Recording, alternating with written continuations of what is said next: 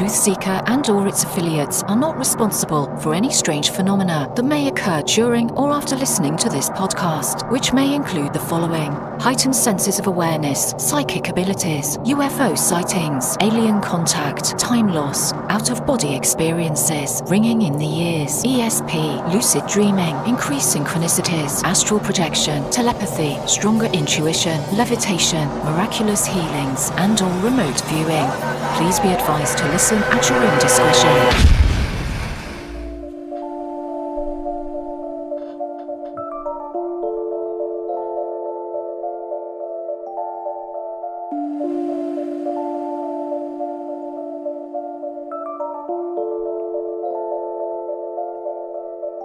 Won't you come and take me away? I just wanna be with you. Won't you come and take me away? To a place to walk on troubled seas, faith to stand when I don't believe. I just wanna be with you. Won't you come and take me away?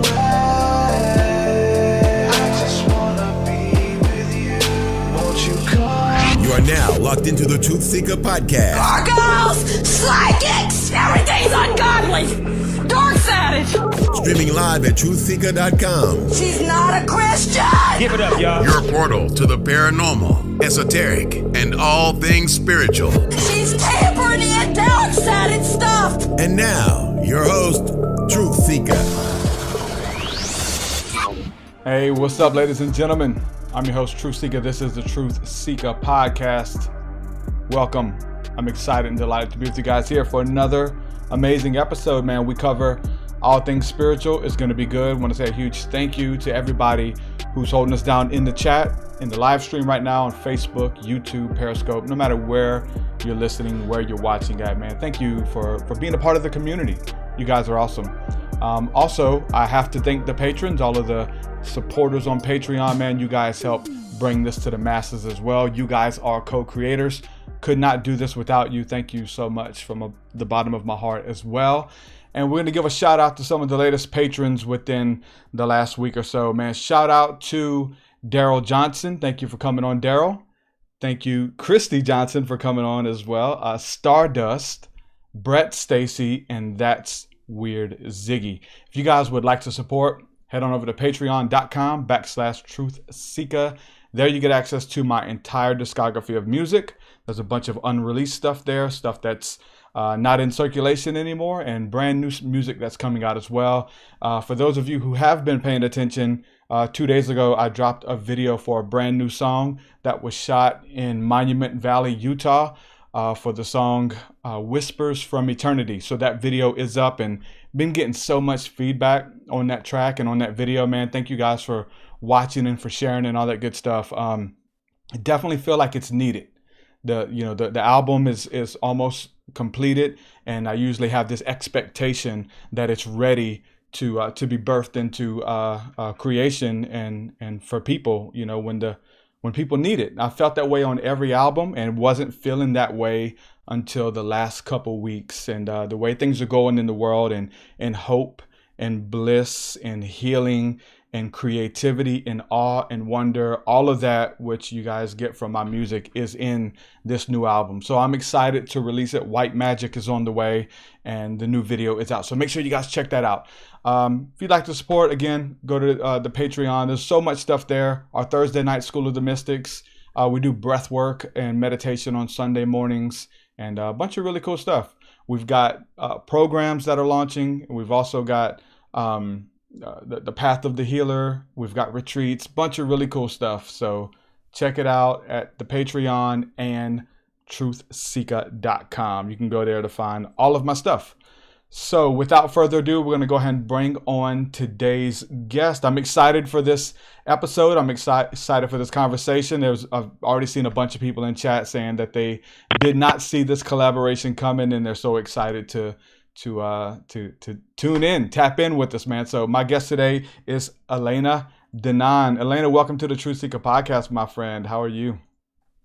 I'm very Good. Thank you. Thank you for inviting me. Very cool. Good to have you. So I've been checking out your work for a couple weeks now. I just found your YouTube channel and listening to a lot of your interviews and some of the videos that you've been bringing to the table. Really impressed, and thank you for everything that you're doing for humanity and owning your message. And I just knew I had to get you on here. Thanks for saying yes to the opportunity. My pleasure and honor. Awesome. So we're gonna dive into your story a little bit and share what you bring to the table, and where you started and where you're at now. And I've been listening to a lot of your stuff, so I'm excited to really dive into it and share with my audience. So you're in Ireland, is that correct? Yes, I'm in Ireland. Yes. Awesome. What time is it there now? It's 1:05 in the morning. Oh wow. Late night, early morning one for you. Awesome. Well, yeah, thank you so much for doing this. No problem. My pleasure. The abductees never sleep at night. That's a pattern. So nice. We skip the nights.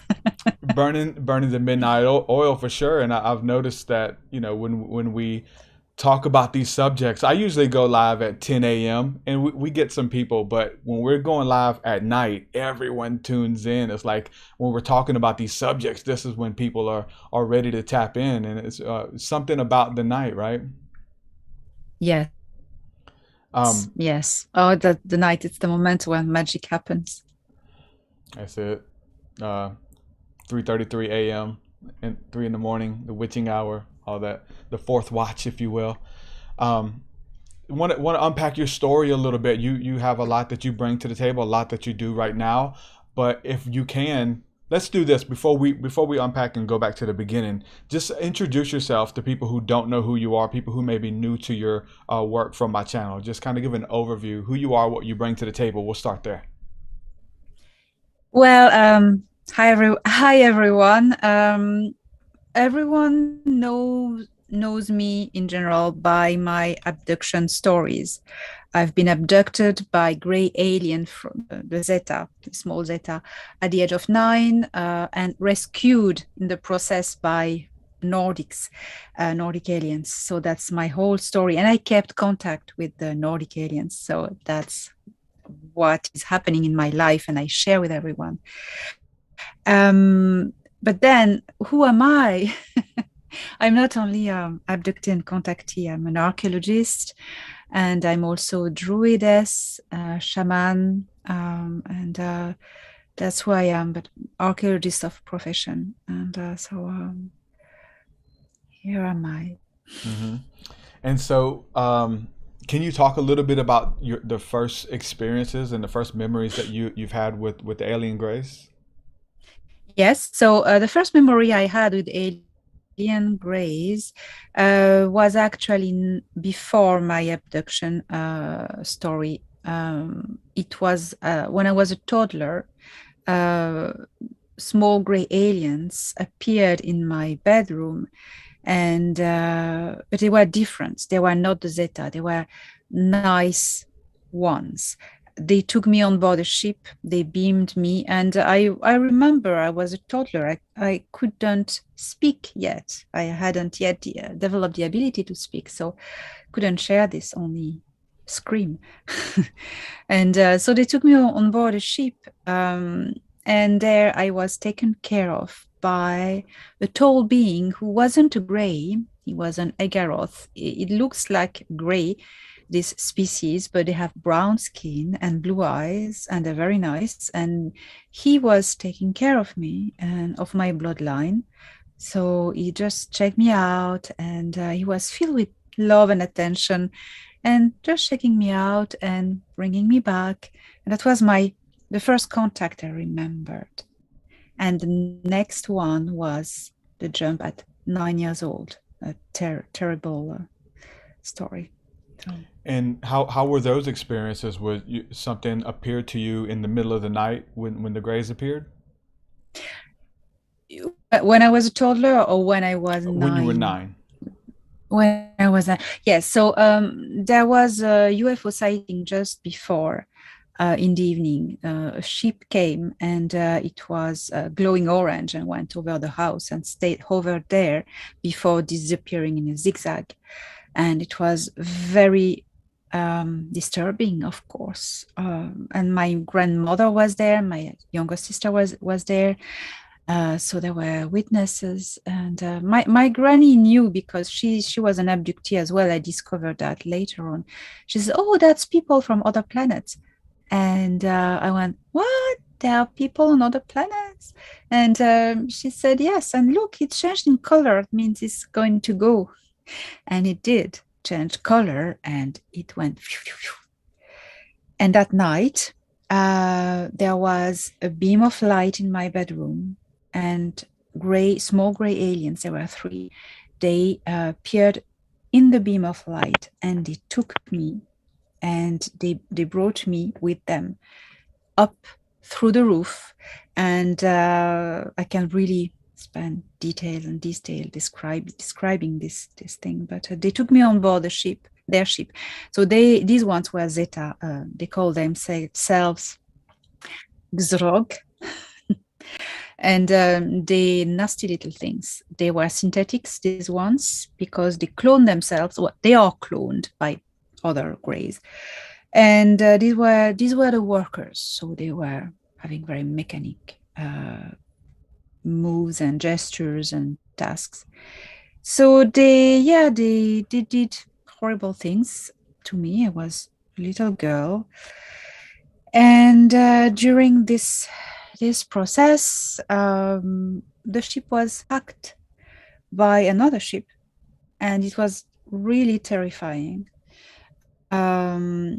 There was a fight. 2 tall men in spacesuit with helmets beamed and enter this room, explode the door. Well, it didn't explode. The door disintegrated in dust, and they came in, and there was dust everywhere and shouting, and they were shooting as well with little instruments to the greys.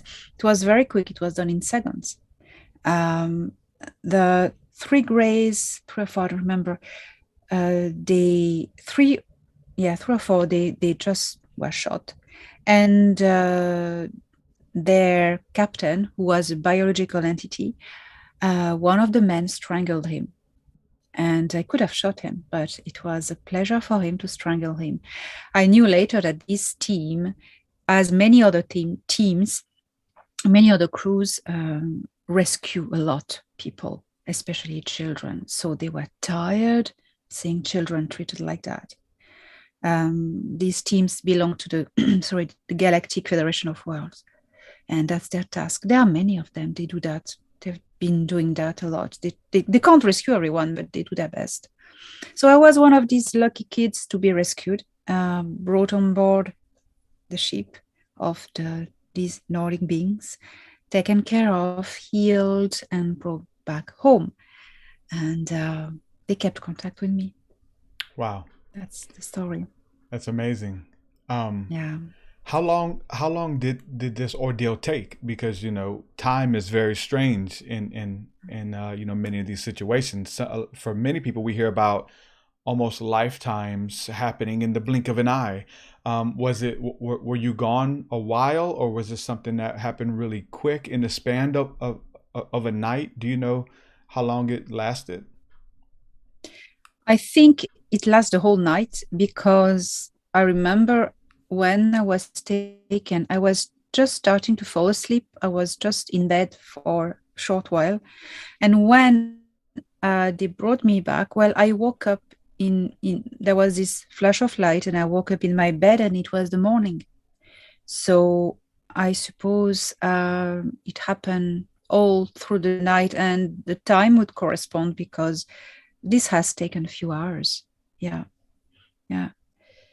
And the waking up wasn't fun, because I had tremendous abdominal pain, and there was blood all over the bed, and coming from my stomach.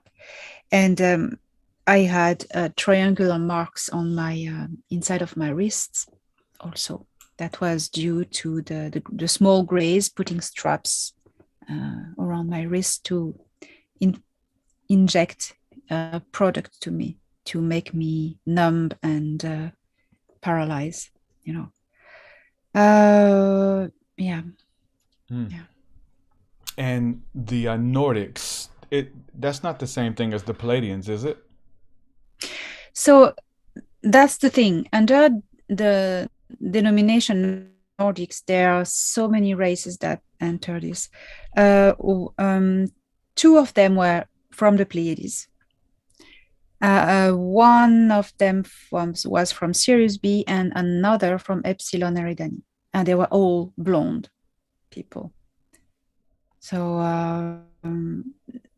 Nordics doesn't mean especially Pleiadians. It can be people from all destinations I've named, can be from the Centaurian systems, can be Altair, can be Aldebaran, can be many places. So, you know, yeah.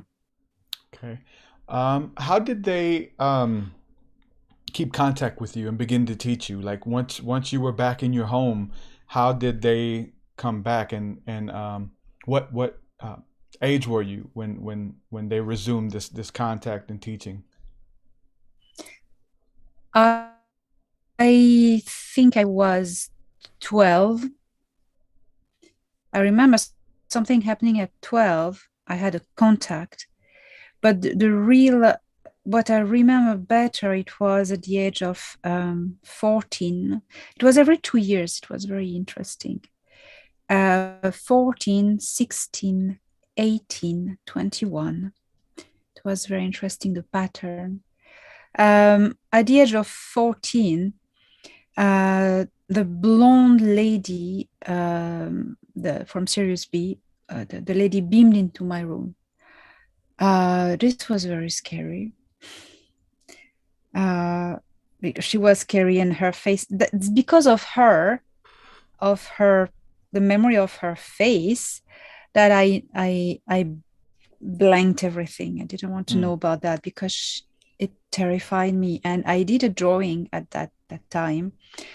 And this drawing, I couldn't open the notebook because I've written everything. I couldn't even approach the notebook because I knew this portrait was in it, and it wasn't unraveling everything else. She came in and she showed me things through through the wall. The wall became like a screen, and she showed me Area 51. She showed me a lot of things, and she went. Then I had another contact, Thorhan, the ship captain, with whom I kept contact until now. He beamed once, just to say that he was taking care of me. Don't worry, we're here for you. And he was back. At the age of, I think it was 14, yes, also, or 16. It's difficult to remember the ages. I was taken on board the ship, and that was good fun because they showed me things. They just want to spend time with me and enjoy being with me. And they showed me a map of the stars. It was a holographic map, like a dome on table, and showed me all the little dots. That's civilizations, and they gave me names. This map, I could recompose it, and it's in my book, so we know. They made me sit in the pilot seat and showed me the controls. It was good fun, and they did that 2 or 3 times. Then they went. There was, I can't remember everything. They went away. They went away. There was a war in Epsilon Eridani. The system was invaded by, I don't know. They said they needed to go and serve in a war there in the Epsilon Eridani system because there was problems. So I don't know what it was. And they came back very, very years later. But something very interesting happened. I was 21. I was in an art school in Paris. And they activated telepathic communication because I have an implant. somewhere in my head, and they activated it. And it was very frightening, very impressive, because suddenly I felt the buzz, the click, like if a nail was put through it, and a click, and like when you search for radio frequency, you have all these weird sounds, and then clear, and then Thoron voice in my head, clear as if I had headphones, absolutely even clearer. Say, don't worry, we're just doing some adjustment. I went, Wow. Yeah, that had to be strange. and That had since to be the implant, yeah, scary, exciting, because I'm trying to, like, I mean, it's something that we study, the whole telepathic communication, but and I've had some of that as well. When you see a ship, there's like downloads and thoughts that come directly to you, but I've never heard it like that, almost like you have headphones on. Do you think that that's radio. something? Is that something that is universal to have an implant to have telepathic communication, or can they just send thoughts to you from the ships and things like that? They can send thoughts to you if you already have a physical contact, because it's quantum, quantum resonance. You need to have a contact with them, because I don't advise. Oh, that's a thing. I'm really worried about people who just want to contact extraterrestrials, and they wait for contact, and they finally hear stuff. But it's like 95% of the time it's parasites and AI, and because it's war and there are predators, so many predators at the moment. So if you don't have I say to people who are listening, if you don't have a contact already, without you looking for it, don't look for it, don't search. Wait that this war is over, maybe later, but now the moment, be safe. Do not try to channeling. If you have already contact with your guides, or you have galactic relatives who are already in contact with you, that's brilliant. But if you don't have any galactic contact, a galactic family, any guides already, which is a natural connection, natural channel, if you don't have that, don't try it. That's safety. Could there be people who are being led, people who are being watched over and protected by ETs and guides, but they don't know it? They've not had this interaction, almost like they're just off-world, watching over us kind of thing, and they haven't really made their presence known. Does that happen? Oh, yes, a lot. There are a lot of people. Well, anyway, all the star seeds are looked after, all of them. So at the moment you incarnate from another world with a mission here, you're not on your own.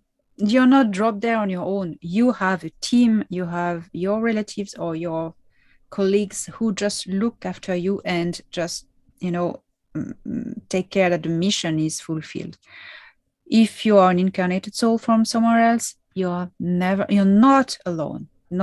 So there's a connection somewhere that you can find within yourself. Yeah. Nobody can activate it for you. You have it. You just need to go within and connect with yourself. That's what I preach all the time. Mm-hmm. And for some people, it may not be ETs. It may be ancestors or ascended masters and things like that. I think for a lot of people, we tie it all in. It's all the same thing. But you would say there's a difference and a distinction between this, right? Yes. You can be. It's not all the time ETs. It can be exactly your ancestors or spiritual masters to whom you have had a link in a previous life, for instance, and who continue to teach you or to protect you, to work with you. There is always a bond somewhere, and so yes, that even for that, the connection is made by within, connecting with yourself. That's the key to everything, every connection. So if you are that's an interesting point, because that when you are of the earth matrix, you're not a starseed, you're this earth matrix, soul matrix. You have guides, which are spirits of this soul matrix, higher beings of this earth matrix, but also ancestors of your soul. It's your earth family. Like some have a galactic family, well, some have an earth soul family. But also, no, we're talking about the soul family, either from earth matrix or either from another world soul matrix. That's something, that's the soul. Now, this body has a DNA, has a bloodline, has a history, and this is linked with blood ancestors. And their spirit is imbued in your DNA. So you have not only your spirit ancestors of the soul of this planet, but when you are from here, but that you are from here or from the stars, this avatar has a history, has spirits attached, which are the ancestors of this bloodline. It's in the DNA. So you can also connect with them, the ancestors of this bloodline. And it always goes by the same meditation and attuning with the body and the blood. And that's more shamanic work, connecting with the tree, the shamanic tree, because the shamanic tree is the DNA. That's a shamanic work more, rather than a spiritual connection. And you've been trained in the shamanic traditions with the druids as well, correct? Yes. I've been trained in two different shamanic traditions, which are the same method, same things. The druid, the Celtic one, and which is the druid way, and the Norse Sami, because the bloodline of this body is from the Baltic Sea, the island of Gotland, and it comes from a line of shaman women of Volva. So my granny taught me that, and she continued teaching me after she passed the other world, which was great. So that path, and as well as Egyptian magic as well, correct? You were trained in that? Yes, that's another thing as well. I have had two lives in Egypt previously, two incarnations in the past. But it turned out that as my work as an archaeologist, I got to work in Egypt 8 years and buckle the cycle, finish the cycle. And that's, I already had a connection with Egypt by reincarnation process, by the soul journey, not the blood journey, the soul journey. And I qualified into Egyptian magic as a degree, especially I did a degree on the rituals in the temples of the New Kingdom in Egypt. And when I was there, as a psychic person, I totally felt the magic was still present. And it reconnected me to a dimension of myself at the time, because it was before studying Druidry and shamanism. I was younger. It reconnected me with the dimension of the spirituality, and that reopened the door by an unexpected way, because I got to work in Dendera. And Dendera Temple, which is the temple of the goddess Hathor.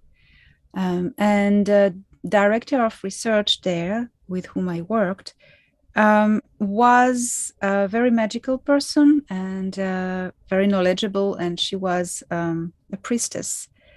Well, she, not officially, because, in the scientific field, we do not talk about these things. But she initiated me. And I had 3 missions there, and it was really, she was taking me by the hand, get down the scaffolding and come here. show you something. And she was telling me all about everything, and she initiated me. There was something quite magical that happened. So that's how I got into Egyptian magic. Yeah. Very, very interesting. I'm interested in that as well. Egyptian magic and even the druids and shamanism and things like that. Now with these two traditions, and we can just focus on one at a time, just whatever. But do they have stories of the star people as well? Yes, it's very encoded. Of the Egyptian, it's obvious. The shamanic traditions, it would be the gods, the inhabitants of the heavens. That would be it, but it's not very documented. The Elena Danaan, who are magical people where I live, and had supernatural powers, so that really makes us think about ancient continents sinking and stories like this. That's though as far as we can get. The Egypt, that's another story. There are traces everywhere of the star people, and especially in ancient texts, the text of the pyramids, the time of the pyramids, which are older than we think we know. There, before the sun religion in Egypt, it was the star religion. There are texts in, I think it's in Abu Zir, in the Queen Pyramid text, the only text we have in pyramids. And this depicts the stories of the gods before the whole story of Osiris and Isis and the older ones. So it tells basically a story that the gods were ruling upon the land of Egypt, and there was a council of nine gods, and one day the god that was at their head, Ra, decided he was too old, too tired, and he had enough. And it's written, and he decided to go back home in Sahu. Sahu is Orion. He decided to go back home in Orion. And that, if it's not written black on white, I don't know what you need else. That was quite impressive to discover that. And then he decided to leave the land to successors. That's the whole story of Osiris and Seth, but we won't go there. It's a long story. But yeah, that's one proof. That's, to me, that's what's mind-blowing. Yeah. In every tradition, the Babylonians, everybody, the Native Americans talk about the Zulu nations, those from heaven who came to earth, and even, Ishtar comes down in an egg into the rivers Euphrates, and these beings that come from heaven. Yeah. Some people would say that, that these might not be nice entities. You had some interaction with beings that seem to be malevolent. How can we trust religious text or other people's UFO experiences? Could there be something nefarious at hand? But at the time, it seems something nice, something fun, but there's really something sinister at play. Yeah, when you say how can we trust religious text, I would say take the texts and remove the religion out of it, and then you see what's left. Yeah. Because when it's religious text, it has an agenda, and remove it. See all the facts and try to see them as an historian and decode them. Enoch, Ezekiel, wow, the angels, and even Moses on his mountain with this big light coming down and this voice talking from. There's so many stories, in the ancient Christian text. But they are everywhere around the world. We find in all the cultures, testimonies. Now, Mesopotamia and Sumer, that's something that's with the Anunnaki, and that's very interesting. These legends, this has perdured in the legends in all the countries around in the area, and Egypt has some, because the Egyptian civilization, it just appeared.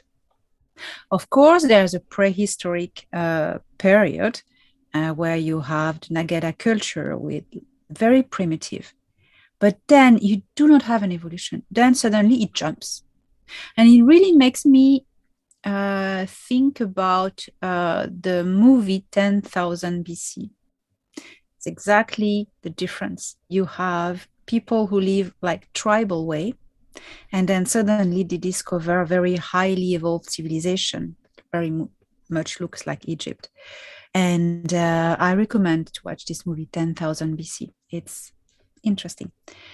And I think they talk about Orion. They employ even the name Uruanna, which is an Anunnaki name, and that has been transformed in Orion in the language. That's the only constellation in the sky that has an alien name. Orion comes from Uruanna. So I don't know. I'm got lost in my. No, I'm just enjoying it. I am. Whenever people are stargazing, right, and just the beauty, a lot of people feel a certain pull and a certain connection with a constellation. Could there be something to that? Can they be from that constellation? Totally. I advise people, how can I know where I come from? First, I say, connect with yourself. And if it's too difficult, go out by a clear night and just relax and just see what constellation appeals to you and what star in this constellation. Yeah. You will know. You have a compass in your soul. Yep. Where's home? You'll know. And it's even better if you don't know the name of the constellation, because you are not, misled. So it's better not knowing the names and just go by instinct. And that's here. And then you look up, you're going, oh my God.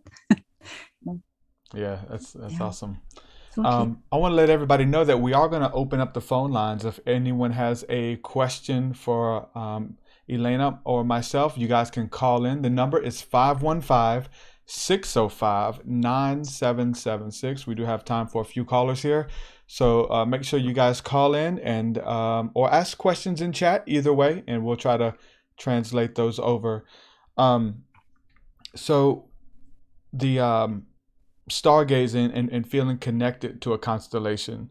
And now what about the CE5 initiative? You sounded like you were a little leery of people trying to make contact under the night sky, because a lot of times when you stargaze and you start seeing stuff, things will appear. Yes.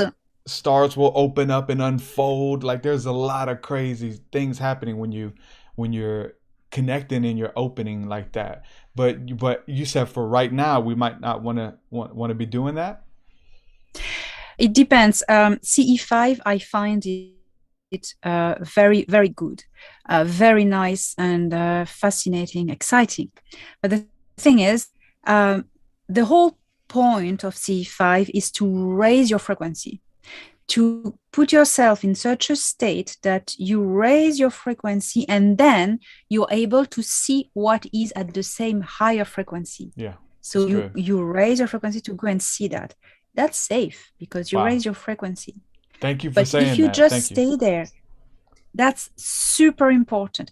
If you just stay there, and if you have alcohol that lowers your frequency, or you smoke something that lowers your frequency, or you're a bit in angry mood or whatever, or skeptical, or you won't raise your frequency, and you will request for contact, you may have a contact, but it may not be something of a high frequency.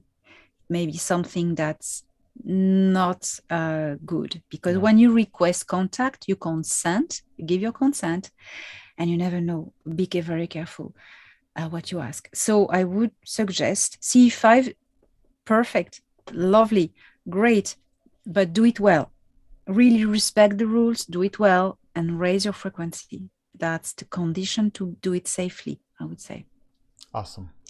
I know early on for contact, we need to see something. We need to see lights. We need to see ships come down low. There's a lot of stuff that, wow, eventually you don't need those things. You can tell when they're there. They can be cloaked in those, but because you have a connection, for you, do you still see a lot of things over the years? Are you still seeing ships and things moving? Do they still show up physically for you, or is it something that you're able to download by channeling and just communicate telepathically, or are you still seeing things in the sky?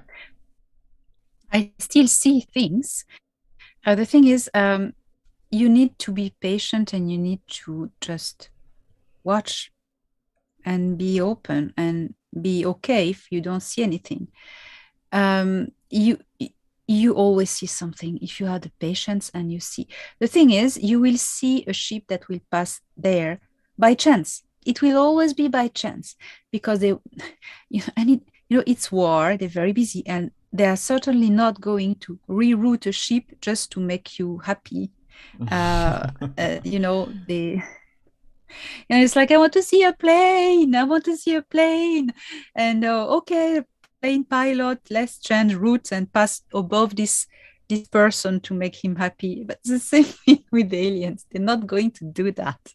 If you see ships, it's like by chance. Oh my God, just one was passing there by chance. That's how it happens. But I swear, if you just sit and be patient and the more you raise your frequency, the more you see them. Yeah. You see stuff, because when they cloak, most of them, they cloak in a higher frequency, in a range that normally you can't see it. But if you develop, you raise, you see them. Yeah. That's beautiful. Thank you for sharing that. Because at first I was like, uh-oh, she doesn't like CE5, kind of, but I'm glad you explained it. Awesome. Thank you so much. We do have some callers on the line. Joshua Gothic Mystic, are you there? Do we have some people wanting to come on? Any questions? Yep, we got Jim coming on and holding, and he's asking a question regarding the pyramid. So I'll bring him on here. All right. Jim, are you there? Yeah, this is Jim Gerard. Hey, brother. All right, you're on the line. Go ahead and ask your question. Yeah, my question is, Hi, James. are the pyramids about to go back online? I don't understand your question. Are the pyramids? Are the pyramids Could you repeat about it, please? to go back online? Online? As far as I power, don't understand. Sorry. well, as far as the theories that the pyramids were used as power conductors, and even to channel energy and beings and things like that. So he's wanting to know, are the pyramids gonna power back up again? I don't know. Okay. I don't know. Hopefully that'd be cool. Yeah. Yeah. I don't know. Maybe. Yeah. Hey, Jim, thanks for the call, man. I did get your email today and saw your latest interview, man. Keep up the good work. It's good to speak with you. All right, thanks. All right, brother. Yeah, nice talking. Thanks for the call. Yeah. Yeah, so, there's the idea that the pyramids were, there's so many, right, theories, but that it were gateways to channel beings or portals to the stars, even at one point, even how the three pyramids are in line with Orion and things like that. Have you done any study and any research on that?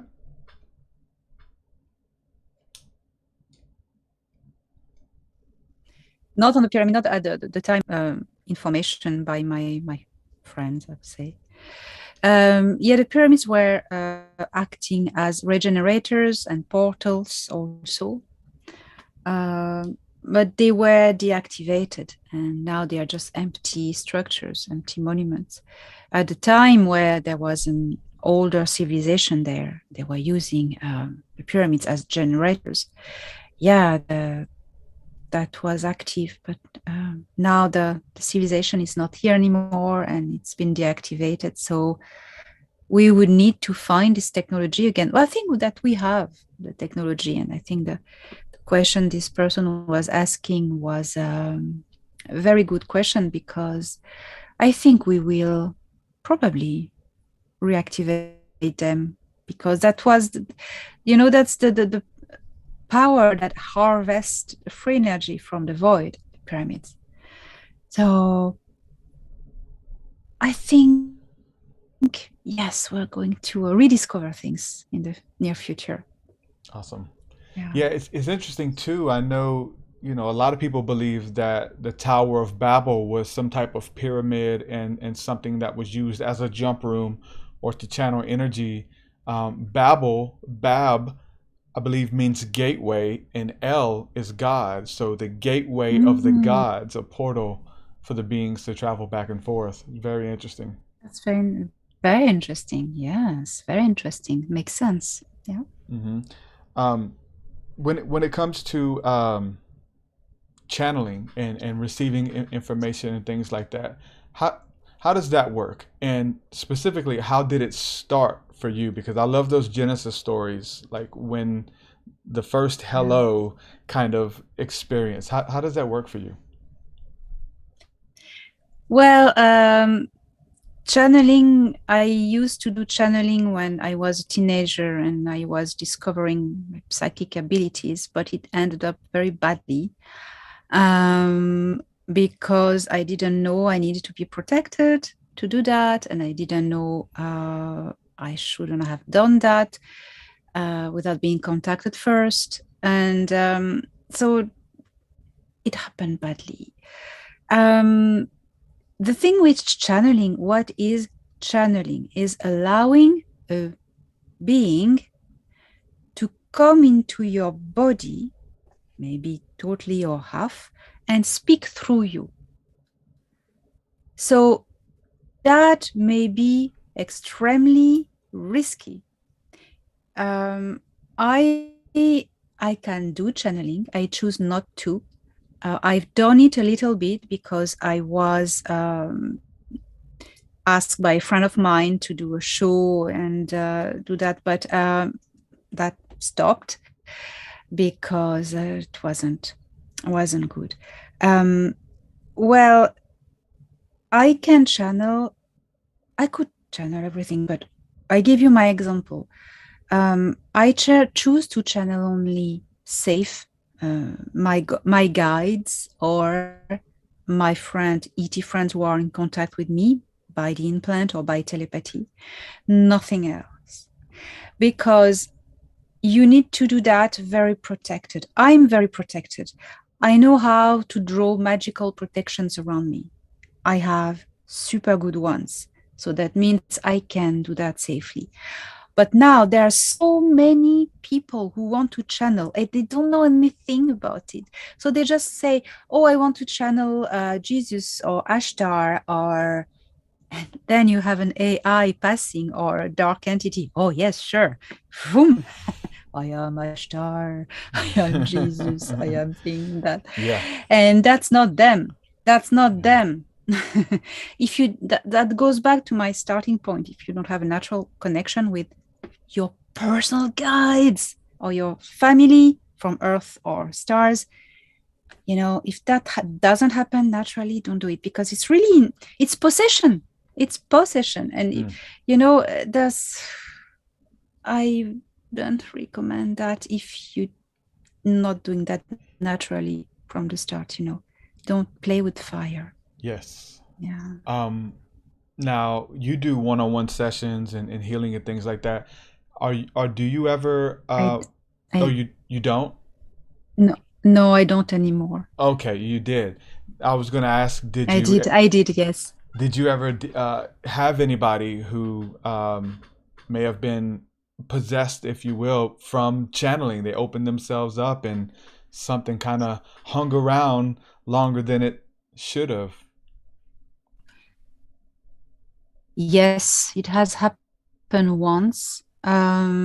I know also other persons who do channeling and are really hacked by dark entities and AI. When that happens, I just raise my protection even faster, stronger, and I send protection to the person, and that triggers the entity.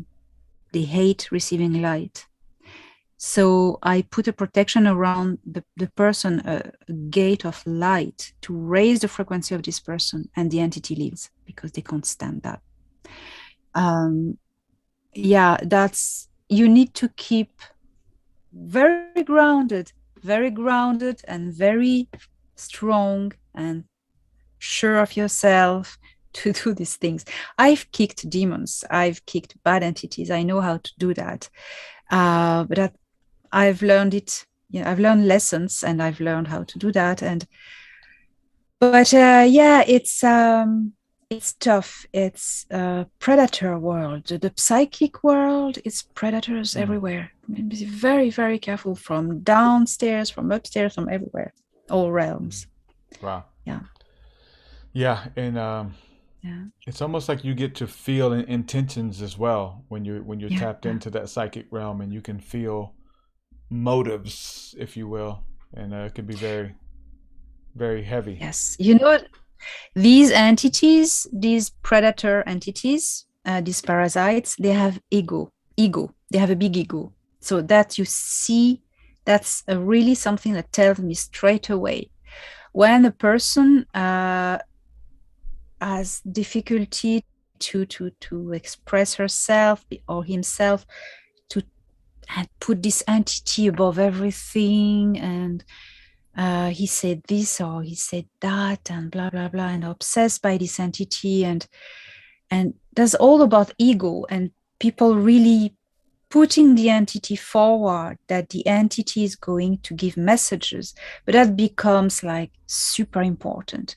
and people will build social medias around it, and the entity ego will grow and nourish itself from all the love and the attention of everyone, nourish themselves by all the links this entity will wave. It's like a spider web, and that's super creepy. When you see beyond this realm, when you see all these things, you go, what the hell? Wow, I wish people would see that. But try to explain that. It's very difficult, difficult, because when I start to talk about these things, I don't want to name people because these people are victims, and it's not their fault. I always say, don't shoot the messenger, see where it comes from, but don't shoot the messenger.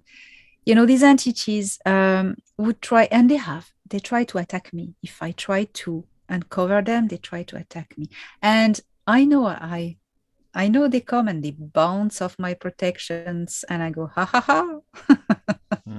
Well tried, but no, and it's quantum link. They come and they connect with you wherever you are. It's very creepy. Wow. But that's reality.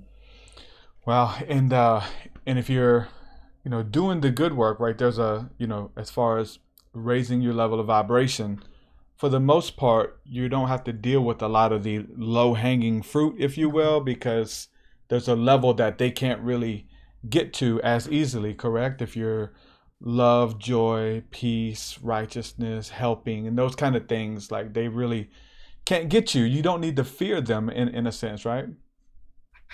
Yeah. Oh, that's why Thoran and myself, we are on a crusade to tell everyone, raise your frequency, because you become invisible to many dark entities, and you blind them, and higher frequencies burns them, and they can't come near you, and you become invincible. If you raise your frequency, you can't be attacked anymore. it's very, very important, much more important than you think it is. It's not a new age, thing. It's crucial. Do it.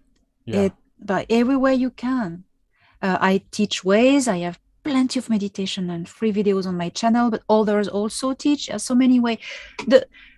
The key is to refuse fear, go within, connect with who you are, and just once you do that, you have raised your frequency. That's it.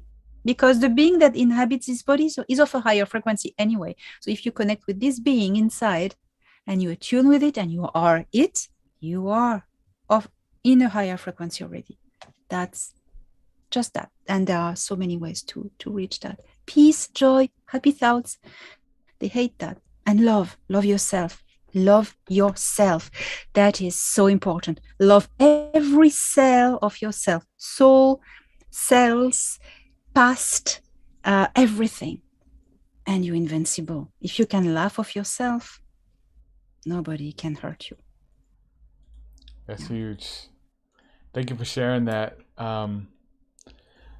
What about orbs? I got a friend of mine here in chat who takes pictures of orbs and can almost command them to show up on video here now, and they just come in on video. Wow. Have you had any encounters with that? Like a lot of people say that there was angelic or maybe even fairy type beings, or it could be alien entities. Have you had any encounters with that? Plenty. There are different aspects of orbs. They are, we have different perceptions when we stand from a realm with a different density. For instance, I stand in third density. There's a being from fourth density that is going to come in front of me. This being looks like he's a human being, okay, but vibrating in a higher frequency, so I can't see him. But I can see an orb, which is what I can get. I don't know how it works, but many times orbs are what you can get, the perception of something that is in a higher density. Always in a higher density, because it's light. It's light. It's something of a higher density. Cannot be demons, cannot be dark things with orbs at all. So it can be a lot of beings from the fourth density, which is the realm of the fairies and the elementals. Fairies, elves, but all of light, the high frequency ones. And you will see them like this. If you really connect with the orbs, and you can maybe see them different shapes, but that's more skilled, but you can do it. Just trust and play with them. They're most of the time fairies and elementals. I live in Ireland. There's plenty here. Oh my God. Even the cat you used to. Yes. Oh my God. They move things in the house. It's very funny. Then aliens can do that, but then it will be probes, like a remote quantum camera that they would send. Mm-hmm. It's like a plasma orb, and that's things they do as well. That's different. That's technology, but that's different. But most of the time, it's elementals, and this person is great with the mind, communicating with them. That's fantastic. Yeah, he's a good brother. Shout out to Nico Morales in the chat, brother. Thank you for coming in. Gothic Mystic, do we have any questions in the chat, or is anybody asking any questions that are relevant to the conversation? We do have a few here. One is from Adam Sorsey Bay. Since she was a druid in the past, his question is, can she talk about what she learned whenever she was there and how it helped her? The Druidry. What was some of the most important things that helped you and that you still practice to this day? Oh yes, Druidry was such a good choice of path. I have been a druid as well in previous life, and in this field we always say you do not become a druid, you just remember you were one and you reconnect. It's all people studying druidry and feeling super drawn to it is because they were druids already in a previous life. And knowledge, remember, you're given keys and it just reopens stuff. What druidry brought me, except from remembering my life as a druid, it taught me a lot about magic, about a lot of things, healing, plants, astrology, everything. But what it taught me how to be a druid. It took a few years, but it wasn't all. It wasn't the purpose. I think the life purpose of studying druidry and becoming a druid was that it connected me to my own magic. I always had that in Egypt before, but really did the work of preparing the ground for my great awakening. It prepared the ground, because when the awakening happened afterwards, I was ready. It just happened 2 months after I qualified as a druid. I received my you have guys certificate something, and an initiation and stuff like that, and it's very cool. And 2 months later, boom, switch off, dark night of the soul. Boom. That was just that was amazing. It prepared me by healing all my traumas, healing all my wounds, healing the inner child, and preparing me. And I was ready for dark night of the soul, and I went through it to the other side. Yeah, so that's what druidry did to me. That's a beautiful. I want to ask you about that since you bring it up. The dark night of the soul, is that a form of initiation as well? Yes. Seems to be. It's like in shamanism. I found so many correlation with shamanism. During my shamanic study, there's a part in the druid study where you're going to go through 2 or 3 years through that. You need to die instead of activating yourself. So I knew the process. I recognized it. I needed to experience death to activate my abilities. I did that at the shamanic level during my studies, but then when the dark night of the soul happened, it was like switch off. It was like instant. It was like suddenly I lay down on the bed and couldn't move. That was it. And it lasts 6 months. So yeah, to what you wear and everything you wear, you believed in, everything just collapsed. It's reset. It's a reset. And you need to let it go.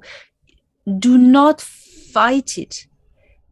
It's scary. It's scary. But when that happens, you think, oh gosh, I have a burnout. It's terrifying. It's not a burnout.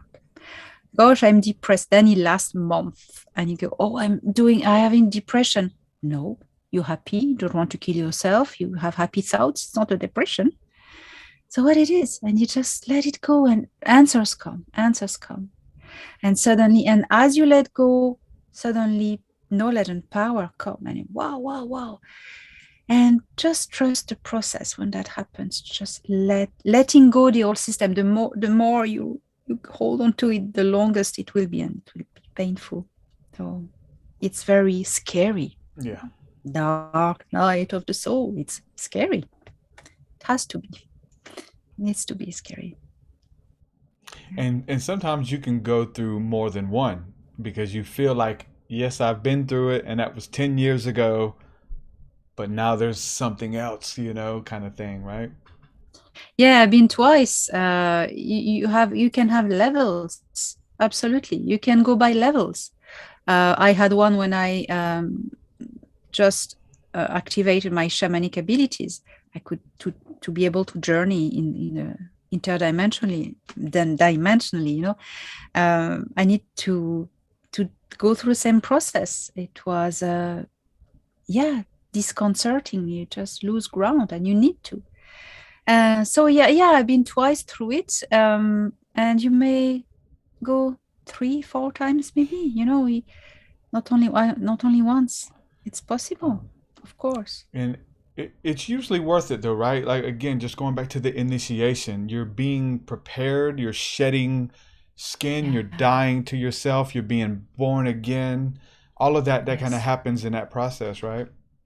Yes, this is it. Being born again. Instead of being reborn, you need to die first. In order to be reborn again, you need to die first. Be born to who you are. It's like you were sleeping until now. You need to be activated. When you undergo the dark night of the soul, you realize that all your life until now, until then, until this precise moment, with all the traumas, all the struggles, everything that has happened was just the preparation for this moment. It was just the preparation. And that, when you understand that, you make peace with everything. You go, oh gosh, that all fall into places. Yeah. Awesome. Thank you for that. We do have a question here. I'm going to translate this over. Someone wants to know, what do you feel about plant medicines, especially psilocybin mushrooms, if you will, for journey, for initiation, or for contact? I think there are plants that are used by shamans since the dawn of ages. They're very good. I've used myself as well in my training, and now, I don't need plants because I've reached a level, thanks to my dark night of the soul and all the thing, that I can just travel interdimensionally or interdensity just by the power of the consciousness. But plants help a lot, and because they break the barriers of the monkey mind, they just break the barriers, and it allows you to freely fly. But the thing is, it's like CE5. Do it right. Do it in a protected ritual. If you're new to it, have people who hold the space, someone who doesn't take anything and who knows magic, who knows protection, and who's there to hold the space and able to bring you back and chase entities. Because once you take these substances, you break your monkey mind barriers, but you break your protections as well. You need to have extra protection, magical protections around, and or do that with a shaman, because you become vulnerable to any attacks. And one you go in astral somewhere, your body is empty, and any entity can come in and take it, and you never back. That's a walk-in, So plants are great, but like CE5, do it right and safe. Yeah, for sure.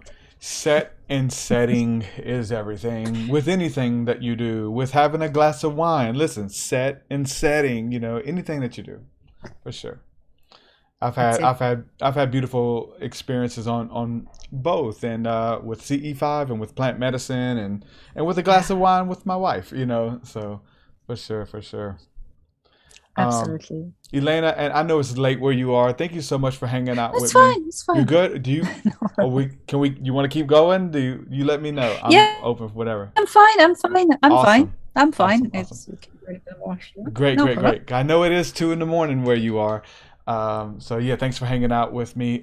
Joshua, do we have any more comments that you've picked up on that people want to ask? Gothicness? Yeah, we have a few that are still coming in.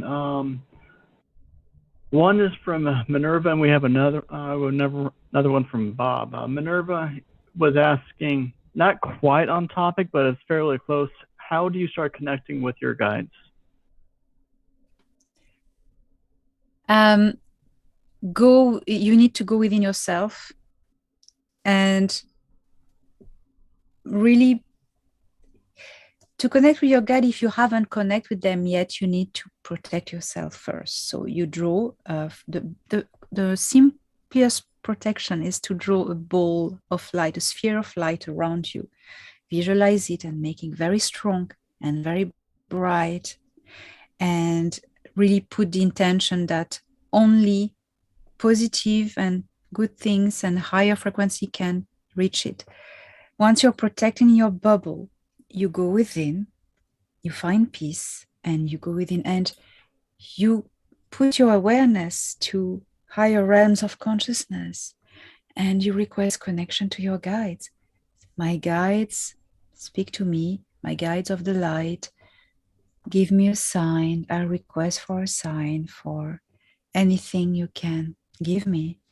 Manifest your attention. And you may have nothing. You may have just a feeling. They start to communicate by feeling, by emotions that are not yours. Suddenly you will see a big burst of love and joy, and you will feel you want to laugh. And that comes from above. Oh my God, that's a contact. And then on emotion, visions come later, and voices and etc. That's what I recommend, but with protections and always from within. Connect within, be within yourself. Amen. Thank you for sharing that. My story, I started out a lot of this with the lower level, low-hanging fruit of darker witchcraft. Any spirit that wants to say hello, I'm open. And I ended up pretty much going schizophrenic as a teenager. And so I barely made it out. They were playing tricks with my mind, pulling me into trances, pulling me into portals. I barely made it out. And so years removed, even though I stayed away, I don't want nothing to do with anything. Incense, sage, nothing.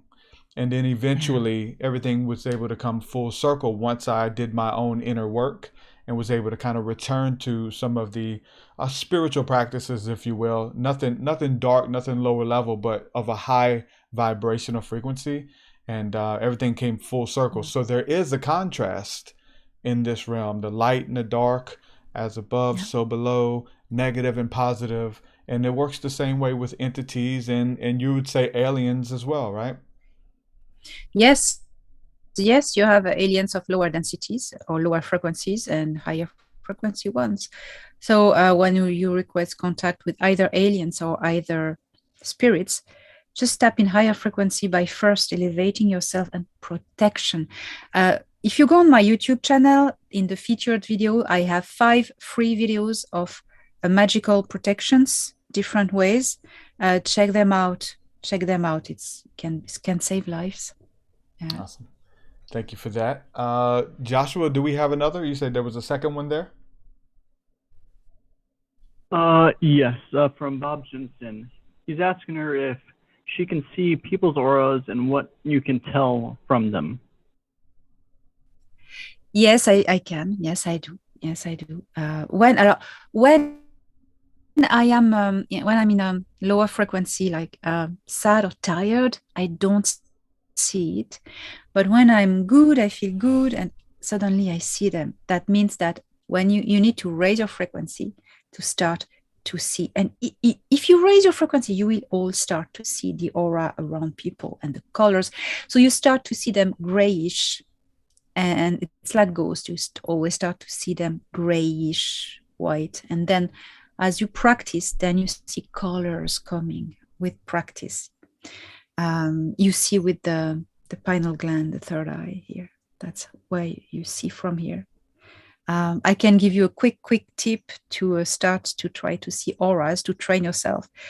Be in the twilight penumbra in your room, and you have a mirror, and you look at yourself in a mirror, or just at your eyes, at your hand, far from your body, and you are going to cross your eyes, your vision, not totally, but to a point where you feel it really joins here, like here. And you're going to see, then you connect to focus with your third eye vision. And then it will be blurry. but then you will start to see a haze, gray haze around you or your fingers. And if you do that often, you start to see colors. And then one day you won't need to cross your vision. You will see naturally. Put the intention to see the aura, raise the frequency, and suddenly you see it. It's beautiful, beautiful, the colors. So everyone can do it. Awesome. Thank you for sharing. Another question here, David Murphy asks if it's possible. He would like to know, how would you explain love? What does love mean to you? Oh, love, it's an energy, it's a frequency, and it's the most powerful thing in this universe. Of course, there is the frill, the energy from the void, the universal energy, but that's a power. Love, how would I define it? A frequency. Something that binds everything together. Something that creates life. Something that will draw polarities together to create something alchemical, which is life. Love is the best protection and the best gift you can offer. It's everything. It's the way to go. Humanity cannot go forth without going in love and with love. And first, love yourself. Is that, when I said that earlier on, it's a big key to connect with your own power, because it's so powerful. Yeah. It's good. And there's some other comments here. Someone says compassion, it's unconditional, and people are giving their I guess the first thing that comes to mind when they think of love. So it is a power, a creative force, you know. Again, I think you explained it really well. And come from here, from the heart chakra. It comes from here, and it just radiated. It's like awesome. Thank you for the super chat, Minerva. I see he says thank you. Now, in your book, you mention, and the name of the book, I want to go ahead and plug that for everybody listening, is A Gift from the Stars, and by Elena Danaan, and you can get that on Amazon and all of her other books as well. And what's the subtitle there is what I was wanting to ask you about. The Guide of Alien Races. Yeah. So this book, it has my drawings in it. So all my drawing, my abduction story, I draw, and all. Then there is a guide of all the alien races involved with Earth, with the ships and everything. This guide, there's also the star map that I put in it as well. So you have it. Some of all the civilizations. This book, so I started to want to write my abduction story because after my awakening, I embraced my past, and all the alien stuff came back, and I had a hypnosis session, and then after that, I decided to write a book to tell my story to the world, and that could have been it. But suddenly my protectors decided to offer me a gift, and the gift from the stars. That's what's in it. It's data given by Thorhan to me by telepathy of 110 races involved with Earth. So that's a guide of alien races in it. It helps a lot of people, apparently, especially all the QAHT practitioners or people in the UFO community. They can then identify which races are abducting people, or even who their star families are, you know. Oh my God, that's this race. And I'm totally impressed how this book is helping people. It's like, wow, just wow. It's fantastic.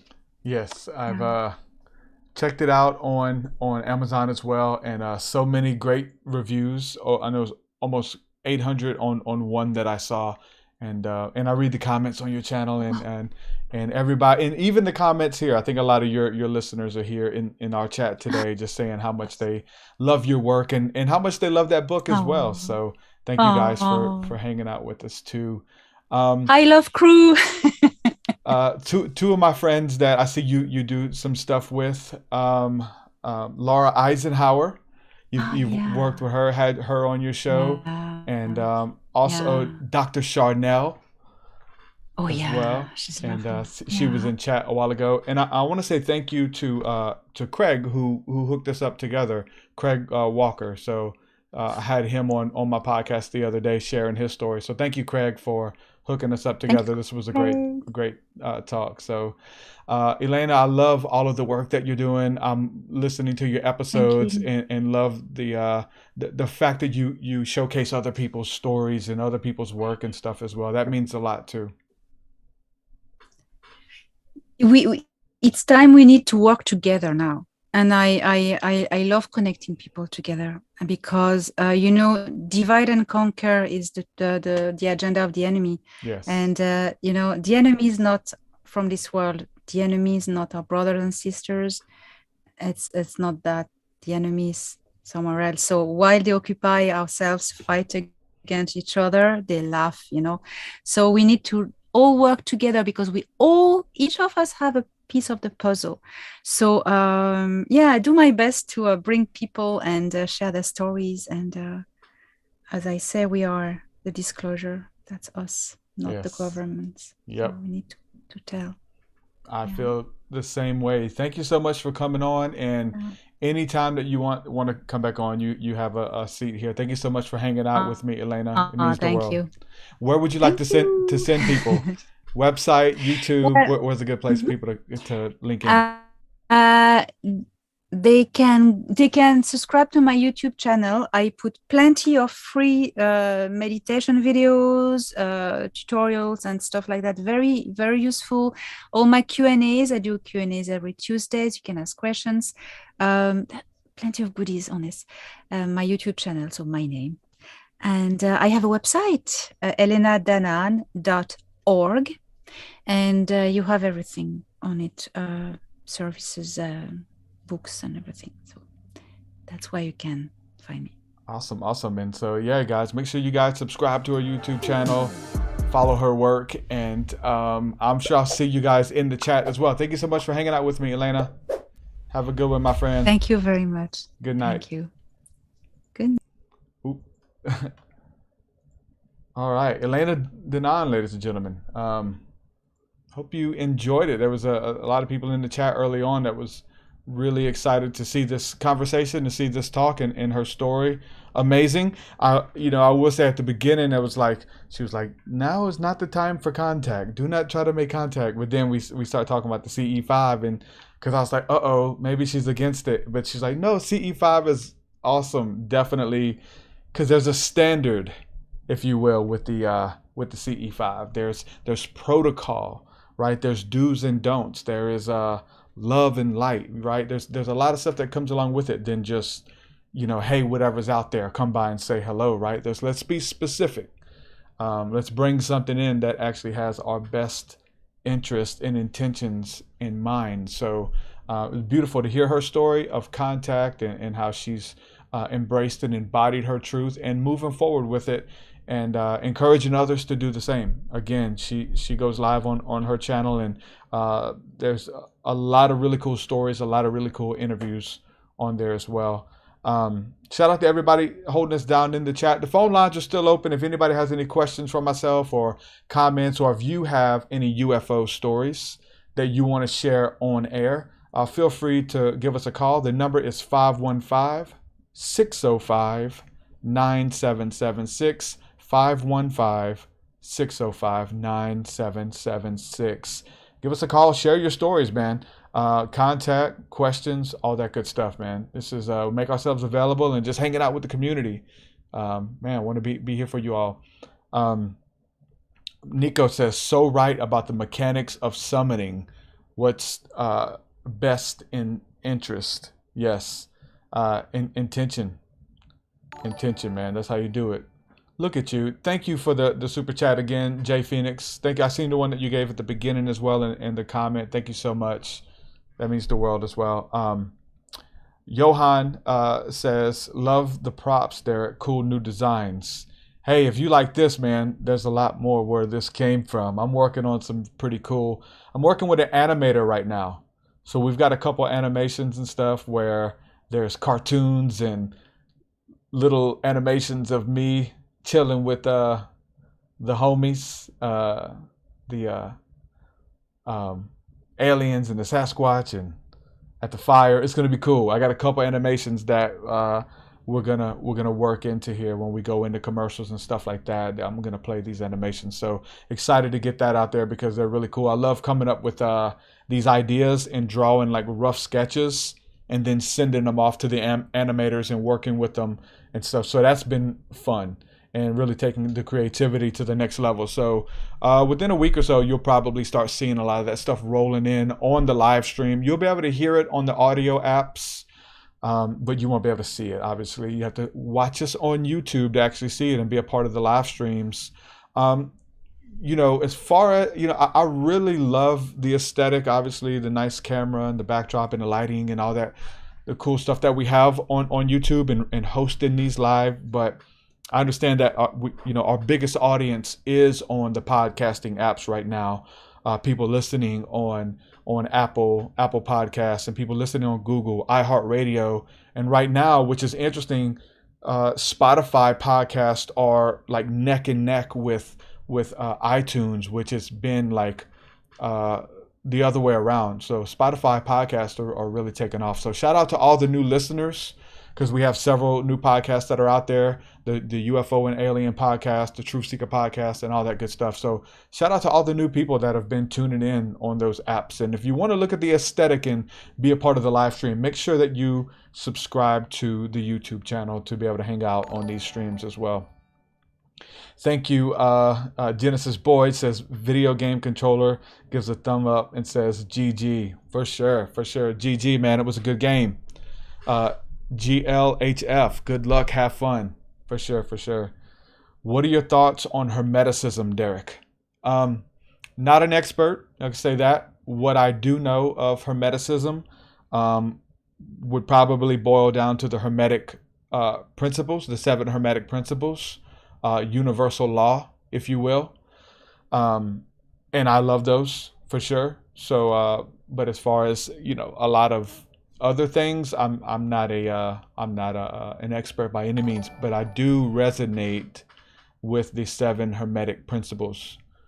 Again, thank you, Genesis Boyd, for the $1 super chat, and it says a rainbow for sure. The 7 Hermetic principles, but even. We look at those as universal law, but even there's more. There's more universal principles when it comes to universal law, and so there's even more that I didn't know. That I think until I was doing my study to get my course together, I understood that there's more than just the 7. There's another 10, and I don't know if that they are. I don't know which came first. The chicken or the egg. Hermeticism, or because a lot of that stuff for me as a biblical scholar is like I read that and I say, okay, that's this scripture, okay, that's this one, okay, vibration, that's this one, everything is alive, everything's moving, so it all complements one another. I'll say that, and that's the syncretism on how all of this stuff just kind of fits perfectly together. And so obviously they're universal laws for a reason, because they're laws that govern the universe. So yeah, they would be in every ancient text. Yeah, they would be in anything new that's coming out. There's nothing new under the sun, so it's all speaking these ancient principles. And so I've done different talks of just going through the 7 Hermetic principles, but I will definitely let people know that if these buzzwords of things that you've never heard and never Googled and looked up, type that in, 7 Hermetic principles, and then the other 10 universal laws as well. You've got the law of it's pretty much the law of sowing and reaping, but what is it? It kind of escapes my mind right now. The law of There's a couple of them, but it's pretty much law of sowing and reaping. That whatever you put in, whatever you do, you get back. It's karmic laws, right? There's a derivative of that. So, yeah, checking all of that stuff out. Thanks for hanging out with us in the chat. Gothic, you got anything you want to add, man? Do you have any questions or comments yourself?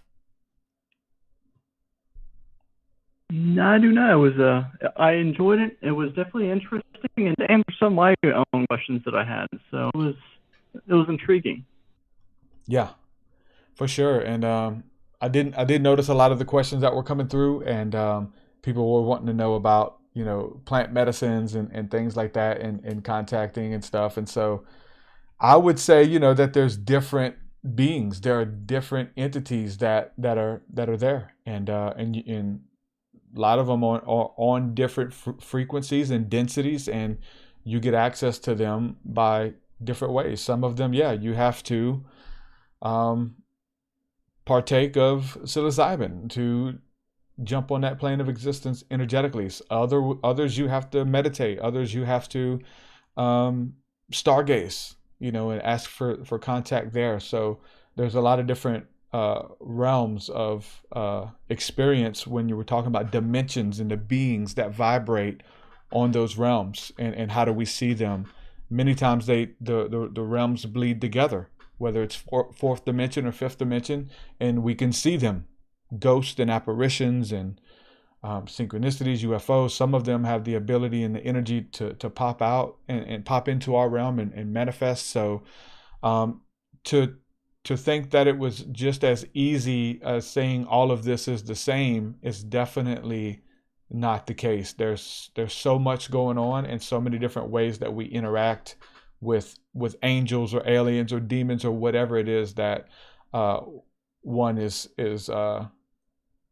name that you're putting on these things, right? And even those are just names. You know, they wouldn't call themselves that they don't. Casper doesn't show up and say, hey, I'm a ghost, I'm a friendly ghost, right?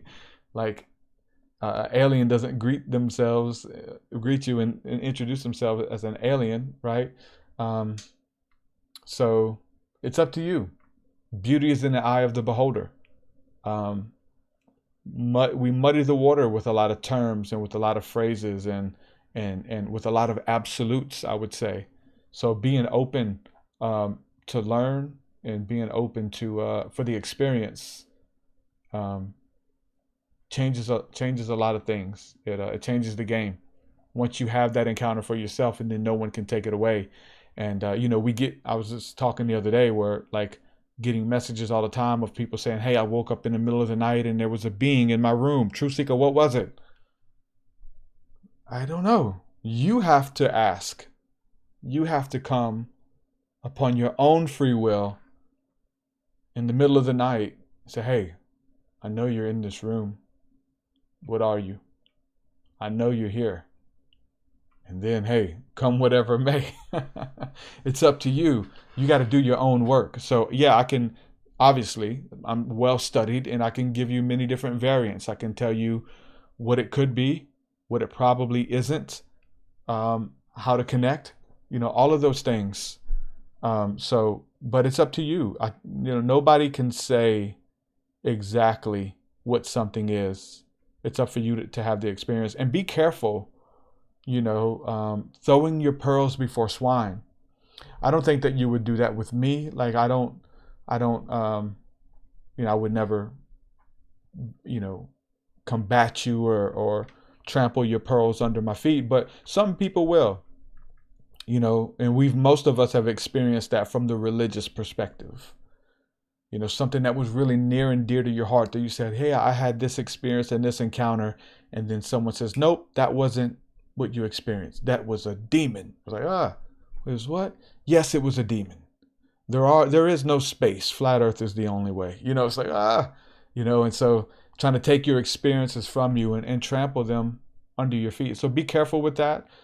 Just, you know, looking for validation, especially the young seekers out there, the ones who are early on this so-called awakening, because we're trying to just roll ideas off of each other. We're trying to make sense of this stuff.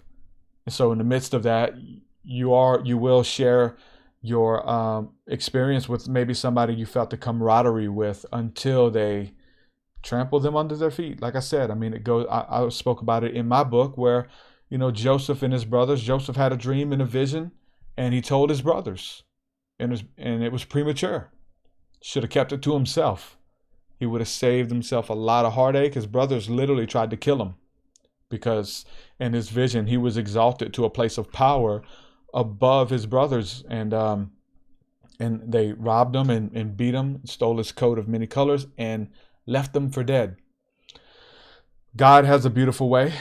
The Creator has a beautiful way of working everything out for our good, and what the enemy meant for harm and destruction, using it for our good. And we see that in the story of Joseph. Even though he did share that vision and it did end up that way, everything came into fruition. It didn't change the vision. It didn't change God's mind. God was faithful and just to see it through, and he did the things that he said that he was going to do. And so Joseph and Daniel and many other people, and you as well, your dreams and your visions and the things that are whispered to you in the night, in your heart of hearts, and the things that you believe and the things that you're praying for, hoping for, believing for, they're special. Guard your heart. Be careful for just sharing them with everybody, because you become the laughing stock. You become a lot of different things, but that could very well be a part of your, what Elena said, dark night of the soul. Part of that dark night of the soul turns into abandonment.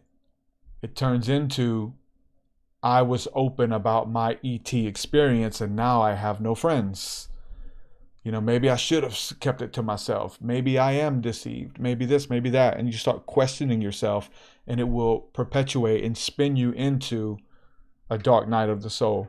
So be careful. Find those people around you who won't judge you.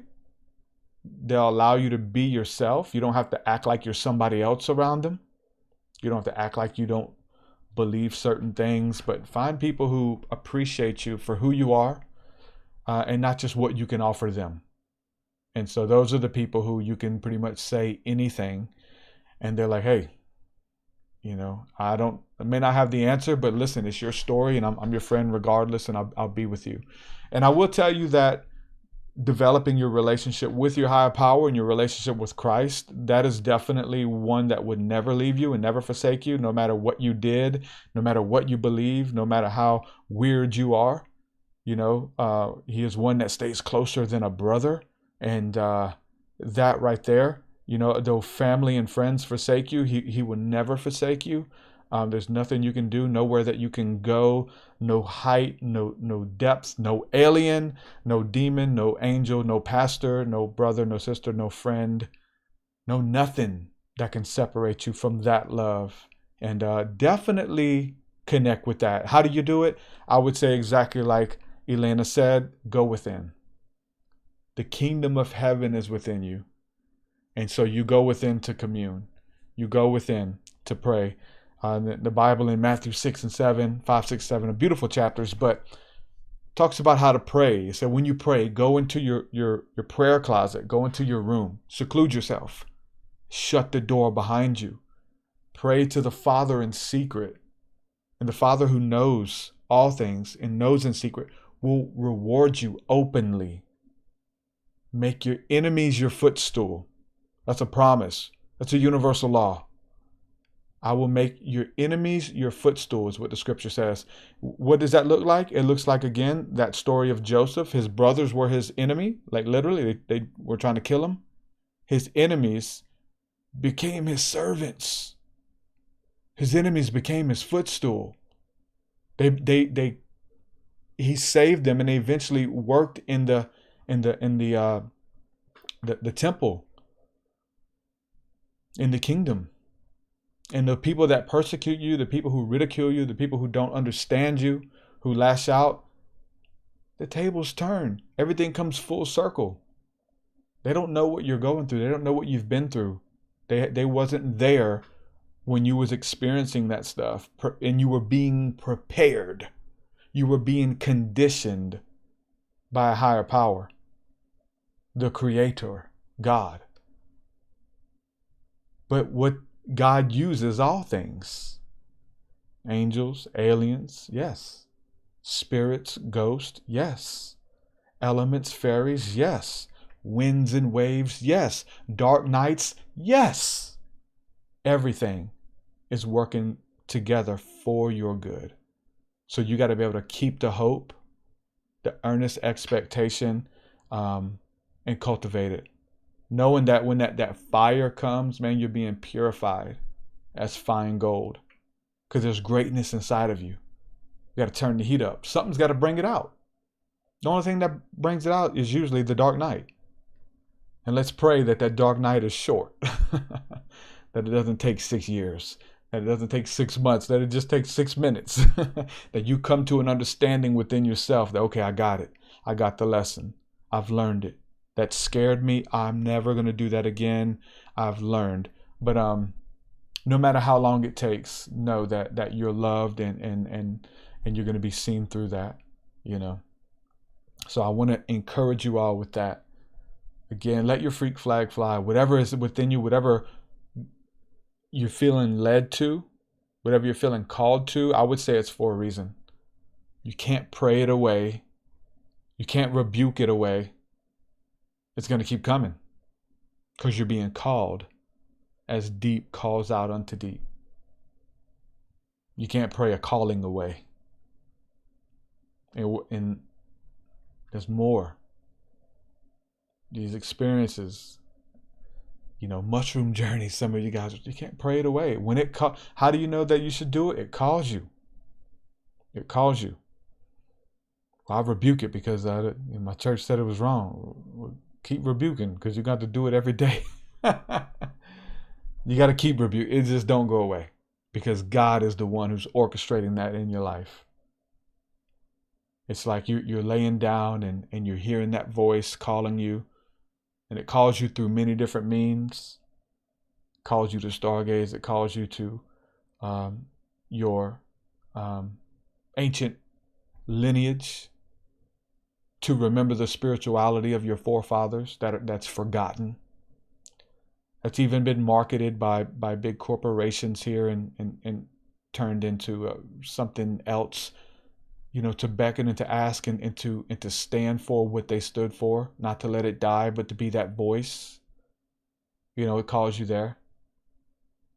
And just like Samuel the servant who was asleep and he was being awakened out of his slumber. Come on, there's analogies here, but there's also a very literal story of someone sleeping and he keeps hearing something call his voice in the other room.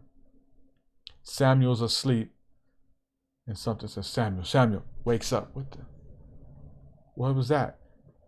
It was so real that he goes to the next room and talks to Eli. Eli, did you call me? Don't wake me up.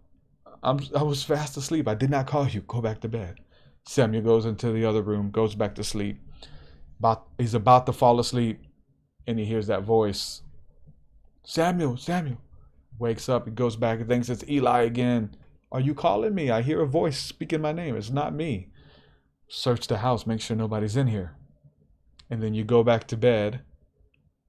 But this time, Eli says, hey, before you fall asleep, when you hear that noise again, so hear you something call your name. This time, just try and say, okay, Lord, speak to me. I'm listening. Who are you? Who's calling my name? And the third time it happened, he's going back to sleep. Samuel, Samuel. Yes, Lord, I'm here. What is it? Boom, encounter happens. How many of you have had that experience?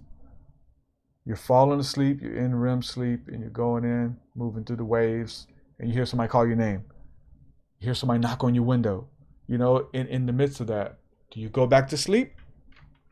How many times do you wake up at 3:33 in the morning, the witching hour, where the veil is at its thinnest between the two realms? Do you wake up fully awake, 3 in the morning? That is a sign that something is trying to get your attention. That God orchestrates it all. No harm shall come nigh thy dwelling. Whatever is supposed to happen, happens. Don't be scared, but wake up and ask, who is it? What's trying to get my attention? Yeah, call into the podcast. We'll talk about it. I'll give you a couple of different scenarios, what it might be, what it could be. But to say that I know for a fact, no, you have to ask for yourself. You have to come upon your own volition, upon your own free will. Again, don't get scared. This is it. Don't get scared now. This is it. Rubber meets the road. Ask it to show itself. And then what happens?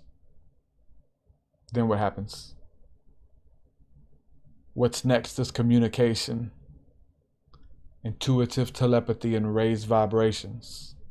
Listen, I've been writing about this stuff in my music for years. 4 years. And it's my experience. It's my story. I'm sticking to it. Tiger King, what up, man? Says, I was born at 3 a.m. I quite like that. Heck yeah. Your creators are calling you, man. Creators, whatever your whatever fits your theology, you can change that word. God is calling you. The spirits are calling you. My ancestors are calling me. You know what I'm saying? So listen, it is one voice, but it speaks in many ways. Chris Head says, what do you think of Q? I've never researched it. I've never looked into whatever prophecies or whatever they said was happening, but I have, looked into what a lot of the followers were saying and doing and acting. And so, it's conspiracy theories for right-wing Republicans. That's what it seems like. That's my relationship with it, with friends and people who are into that kind of stuff. But yeah, a lot of the things that I did hear that were going to happen never happened. Get ready. They're turning off the internet. They're turning off the power for 3 days. 3 days blackout. David Wilcox parroting this stuff as well. He's co-signing, and he knows Q. He's good friends with them. Just whatever. Just keep it moving. Johan says, arise and shine. That's it. Hey, Karen. Karen says, so glad to catch this live. Thanks for being here, my friend. Any input, Flumen, with your story? How does that relate to you? This whole owning up to your vision and not throwing your pearls before swine. Like, do you have a story of that, of trying to find validation in others that didn't really see it the way you saw it, or told you to be careful or something like that? Because a lot of times, being a visionary, you're ahead of the curve, you're ahead of the game, and you're seeing things before they happen. Yeah, I've kind of learned a lot when it comes to being very careful with what I say when I say it, especially whenever I'm kind of aware that there are people listening that may not be quite where I am, and that it's not meant to be like kind of like a prideful thing, but pastors, or even just people in the church in general, who have a knowledge, but they have to be careful what they say. So I've kind of dealt with that a little bit here and there, and even with me studying demonology and the darker aspects of things. Whenever I first started doing it, people were like, "Oh, make sure you just keep it in the Bible, nothing else." And I had to take that step of faith with the Lord. It's like, all right, Lord, I feel a pull to buy this book, or buy this other book. And whenever I did, it was almost instant confirmation. Yeah. And so me and you talked on a couple of things that I'm still struggling with, and I don't know what to do. So it's like it's a catch-22, especially knowing that I'm supposed to be kind of breaking religion off the church, or working on it with the Lord. And there are things that I feel the pull to that I'm not sure how I'm going to do it, because I can't. It's like the catch-22. It's like you either do it and some of the people who you're called to walk away, or you don't do it and you may be going against what the Lord wants you to do. They say sometimes it's better to ask for forgiveness than it is permission. I wouldn't say that from the Lord. Yeah. I would say that for others who aren't going to agree with what your truth, and what you believe, and it's not up to them. Yeah. They're not the author and finisher of your faith. They got to take it up with God, right? Exactly. And so it's that struggle with religious spirit. So it's like, okay, do I do this or do I not do this? And I remember Adam, he said it just a few minutes ago, your calling will torment you daily. Yeah. Dealt with that before. Yeah. Me too. You have to, I say blood, sweat, and tears are the magic elixir of dreams. If you're creating a witch's potion or a magic potion to create a dream and bring it into fruition, I say blood, sweat, and tears has to go into it. You work hard on it. You bleed over it. You cry over it. It moves you and cuts you to your core. Blood, sweat, and tears, for sure. And anything worth doing is worth doing right, especially if it's going to have longevity, Yeah. You give it away and see if it comes back. If it comes back, it was meant to be, right? Mm-hmm. For sure. Well, thank you guys for hanging out. This episode of the TruthSeekah Podcast with Elena Danaan. And I've enjoyed it. I hope you have. I know that a lot of you guys have requested this. And we do have a lot of similar people in the audience, because a lot of you guys already knew who she was right when we went live. So that's cool. Deb says, what about using night vision goggles? Are you in real time, Deb, or are you behind? I don't know if you're wanting to ask the guest or asking me, because I think you know my stance on it. I'm assuming you were wanting to ask that when she was on. You may be a little behind, I'm assuming. But I have never been able to get a hold of a pair of night vision goggles myself, but I would really like to use some. Because you can see a lot more stuff going on out there, for sure. So Chris Head says, good show, brothers and sisters. Yeah, make sure you guys browse the catalog, man. We got a lot of good shows. Like, I've been doing this for, she says I'm behind. I've been doing this for a long time, and we've interviewed some really cool people on this podcast about these similar subjects, whether it's ufology, whether it's spirituality, it doesn't matter. I've had so many people on. Busy Bone from Bone Thugs and Harmony, Brian Head Welch from Korn, James Gilliland, Jordan Maxwell, Dr. Michael Heiser. I mean, there's a bunch of big names that you would recognize. Other people you have never heard of, who stories are just as powerful or just as authentic, or they got something beautiful to bring to the table. I definitely suggest you going back through the archives and just scrolling. There's over 400 episodes. Most of them are with different guests.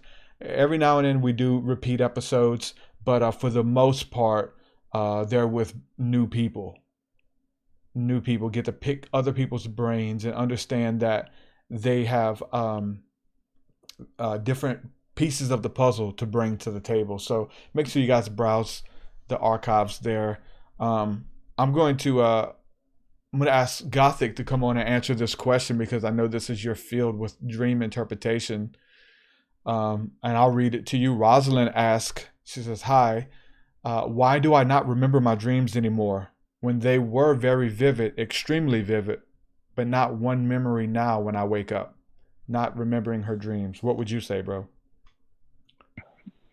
There's two different routes I can go with that. Either she's in a season where she's getting a a break of having to remember everything, or there could be an entity that's basically blocking her from remembering. She could either pray and kind of speak into the situation that she'll start remembering everything, or she could contact me, or she could do both. That way we can see if we could figure it out, or if she wants to do it on her own, that's fine too. But I've actually been thinking about doing it myself, because I've been in the season, a fairly long season, mind you, for me, that whenever I wake up, it's just a very vague cloud. And I remember having one, but I don't remember what it was. But I do remember in the past years, whenever I did deal with that, I would start speaking into it, calling it out vividly. That would remember them vividly, and almost instantly it would come back. But again, it could be a season or it could be an entity. Yeah. Wow.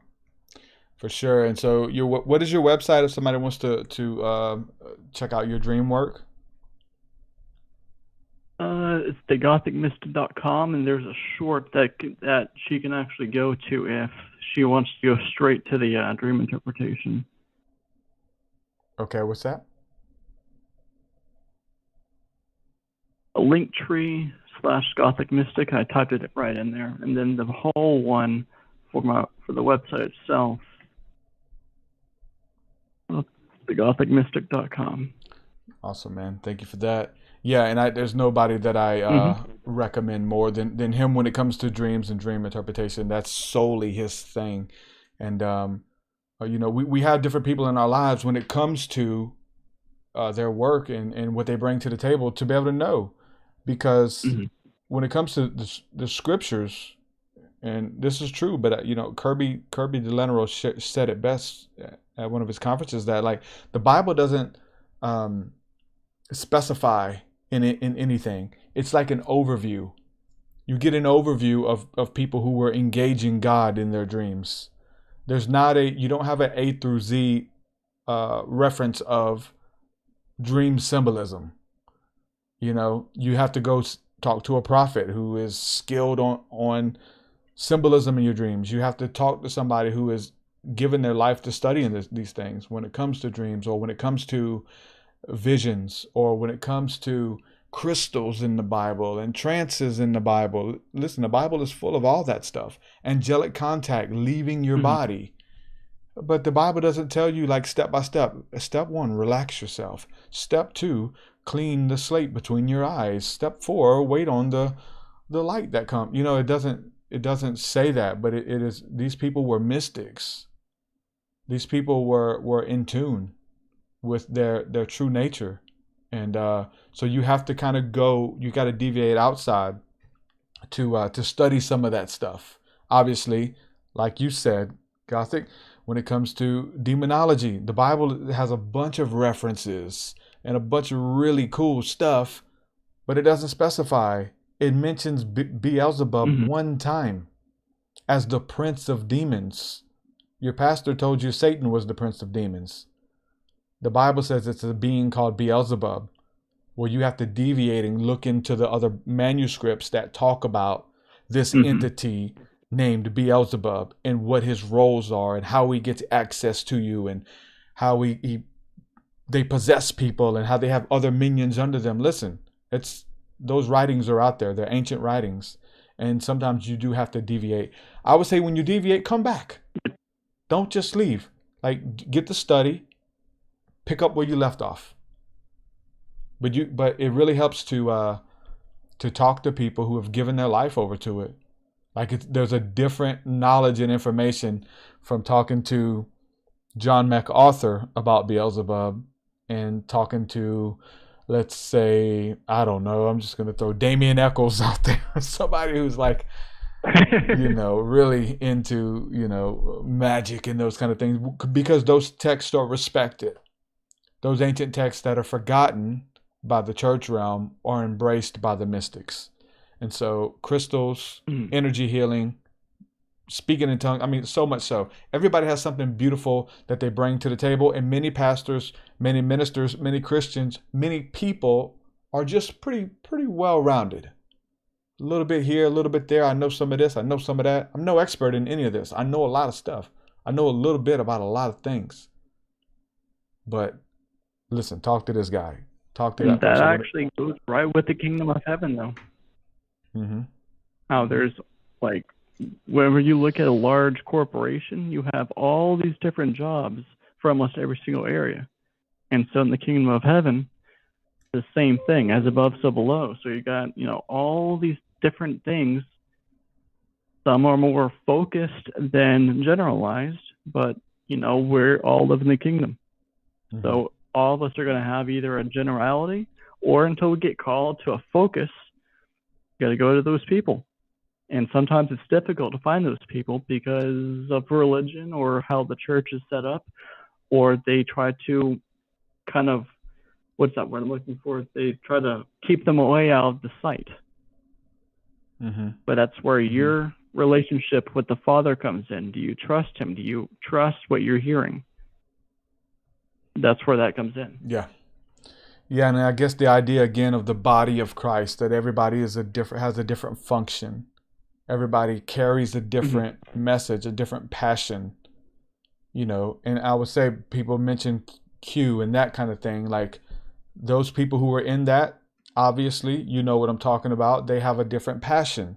They have a different zeal for something else, that my zeal is in this other area, my expertise or whatever. And I think that there's a way that we are supposed to come together. We are supposed to work together with those passions and with those zeals and with the expertise, if you will. So it would take a lifetime for any of this stuff. So for one person or to think that they got it all figured out, no way, not at all. Karen Britt says, yeah, and it's not just about the symbols in the dream, but the flow of the dream. Many get caught up in just the symbols only. Also, ask the Father to show you the dream again. Hey, repetitive dreams, right? That seemed to happen when you're a kid a lot. These repetitive dreams. I think it's interesting when I have a dream that I don't remember, and I don't remember anything, or maybe I do, but then obviously it's real slippery, and if you don't write it down the moment you wake up, it's gone. So it feels like you don't remember your dream. I like the dreams like that, where I wake up and I don't remember, and then something that day triggers the dream. That is an interesting deja vu, because it's something that didn't happen in the physical, but it happened in here, in the ethers and in your mind. So you'll be going about your day and you pick up a wrench and you're like, wow. And in my dream, I was fixing a car with my dad who passed away so many years ago, and you didn't remember that until you grabbed a wrench, and now you've got a download of this dream that seems like a memory, because you don't remember it until something triggers it. And I always share the story. I remember just something small, but it was just, I went to work really early one morning. We used to go clock in at like 3 a.m, so I had to get up at 2. And I was at work and we were moving boxes and things like that. And we got the radio up, we're blasting in this warehouse. And then all of a sudden, a song comes on, and it's by the band Sublime. And it was one of their popular songs, I Don't Practice Santeria. And as soon as I hear that, I'm translated back to my dream that I just had that night, being at a Sublime concert. I didn't remember. It was just a dream. Don't know if it even meant anything. But I know that when I heard that song, all the memories came back. Maybe that's how this so-called past life regression works. Maybe that's how hypnotic regression and hypnosis works. Is that, something triggers it and brings these memories to the table that you've forgotten about. Like a lot of times we suppress memories on purpose because they're hard, because they were dark. Elena talked about seeing a face of a being that scared her, and she drew it, and she didn't want to return to the book, and almost like tried to suppress it. Like these experiences that happen that we try to suppress, because in a sense they give you a form of PTSD,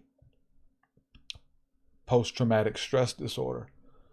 Like when I came out of dark witchcraft, I had PTSD. I couldn't be around anything spiritual, anything that I thought was demonic, any music that resembled what I used to listen to, any incense, any smells. Like I couldn't smell alcohol. If I smelled marijuana, I would begin to panic. You know, because I was so sensitive of scarcely barely making it out of that demonic confusion with my life and with my mind intact, that, you know, I thought that something would trigger it, and I would be back there, you know, with those spirits and with those entities and stuff. And so there was several years that it was very hard. It was a long, hard road out of that. And a lot of people are there. Then you forget about stuff and trauma. But it's not until you're triggered that you're able to speak to that. Something has to trigger you. For me, that morning in that song I heard triggered my dream. Oh yeah. I was at a Sublime concert in my dream. So cool. I love Sublime. Wow. I remember being there, and Bradley Newell was there, and the new singer with Rome, you know, and all these details are coming back. Something that I guess I didn't need to remember until I was reminded. Something triggered it. And so with wounds and hurts and things that happen to us in our life, and we bury it, we suppress it to forget about it. There's a difference there because you're not healed from it. You didn't get healed. Suppression isn't healing. Be not deceived. You're not healed. You just out of sight, out of mind. But when someone or something touches that wound, it's still open because it's not healed. It gets triggered. You get triggered. Fight or flight. Say things that you thought you'd never say. Do things that you thought you'd never do. Hyperventilate. Break down.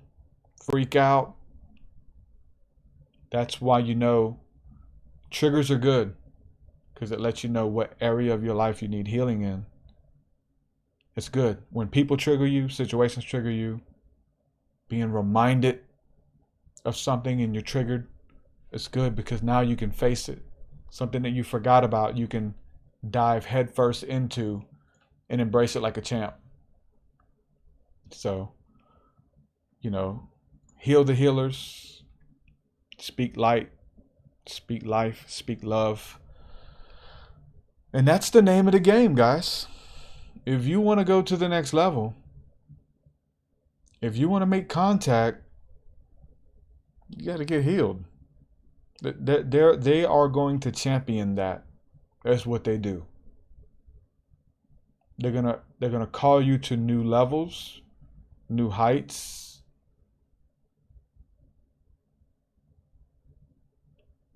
And there's things that are at those new levels that you can't bring with you. You can't go to this new level with an open wound and bleed on everybody. You can't. You got to get healed. We got to cauterize that wound by what? We talked about the fire, turning up the fire. Fire heals, fire cauterizes the wound. So that you can get healed from your trauma, so that you can ascend to the new levels, the next levels. And so spirituality, all of this is champions that process. And yes, you know, ETs or angels, whatever you want to call them, same thing, as far as I'm concerned. They champion the great work. Alchemy. Turning it into using everything that was meant to kill you and to take you out, to use it as a stepping stone. Matthew Candice says, who are they? I just joined, sorry. Depends. We're talking about a lot of different theys. ETs and angels, I think, is the topic. You know, ETs, aliens, and for me, angels, messengers. So that are for your greater good. The evolution of the planet, the evolution of humanity, they're assisting and allowing us to go through this stuff, and they are I would say a lot, in many cases, the hands of God on the earth. Everything has a function. Every being, every person, every situation, every circumstance in your life works for a certain reason. There's a rhyme to it.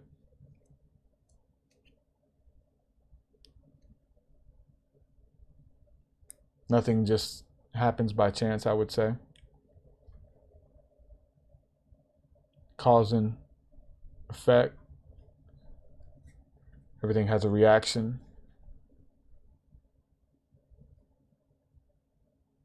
And they work together beautifully. Just like your body, you're fearfully and wonderfully made. As above, so below. As within, so without. Everything has a function. The demons have functions. They got a job to do. And they're needed. It's needed. It's not by chance. It's not by mistake. Once you're able to see that, it takes a while for people to see that. We're in a victimhood. We've been hurt. We've been wronged. We've been abused. And once you step out of that, then I think you're able to see. Because you have to step away from the situation. Like you're in it, and you got to get that bird's eye view and look at it. Oh, okay. I didn't know that there was a freaking there was an edge to that cliff. All I know is I was walking and somebody tackled me. And I'm upset that you tackled me because my clothes are dirty and I actually hurt my elbow. So you're upset with the person who tackled you, who hurt you, but was saving you from the cliff that you couldn't see. Person gets up and walks away, says, "Thank me later." Thank me later. Your demons in your life, trust me, they're like a little dog, a little animal that has a collar, and their name is thank me later. Right now, I'm about to bite the piss out of you. Thank me later. It's going to hurt. Thank me later. There's something in it. Something in it for you to learn from. Even if it's like, listen, don't pet those dogs because they're really aggressive. Thank me later. But it is up to you to be able to train yourself to see that. How do you do it? You're not going to probably do it staring the demon in the face. It's usually in the wake of whatever happens. It's in the aftermath. When you're able to rise above those situations and get a bird's eye view, look at your life and your situation, your scenario through the eyes of God. If you know what that is, I mean, we talk about psilocybin, we mentioned it, like you're able to look at your life objectively from like a place of love.